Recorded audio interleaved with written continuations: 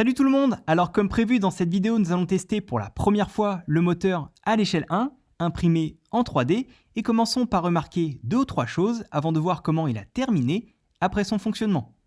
Donc déjà, un grand merci à Pierre qui m'a permis d'imprimer cette version. D'ailleurs, comme ceux imprimés à l'échelle 1,5, je dois dire que le résultat était vraiment très propre, avec un moteur qui ne pesait guère plus que 180 grammes et ne présentait en gros que 2 petits défauts, à savoir un léger décalage au niveau du bouchon et une légère craquelure cette fois-ci au niveau du tube, même si pas visible à la caméra, mais qui était en fait juste là. Sinon, à noter aussi que ce moteur, je l'ai chargé avec environ 150 grammes de Rocket Candy, donc au final vraiment très proche de ce que j'avais prévu dans cette vidéo aussi, et à souligner que je me suis fait avoir quand je l'ai refermé avec de la glu, puisque j'ai pris beaucoup trop de temps pour visser le bouchon entièrement. Cependant, cela ne m'a pas empêché d'aller tester en l'enterrant tout de même par sécurité, et ce qui m'a donné le résultat suivant, que voici.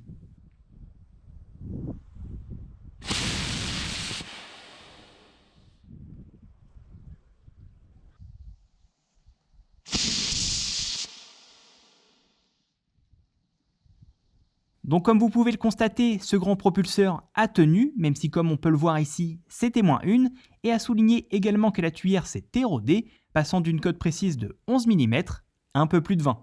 De ce fait, ce que je propose pour les prochains tests au banc, ça sera de renforcer la partie tube en y ajoutant une couche de PLA supplémentaire, notamment afin d'avoir davantage de marge de sécurité et d'éviter ainsi que les moteurs se percent en fin de combustion. On croise les doigts. Sinon, pour la partie tuyère, ce n'est pas bien grave, je dois dire que cette érosion était attendue, et l'important ce sera surtout que l'on arrive enclagé, objectif initial que je m'étais fixé il y a maintenant 3 ans, pour ce projet.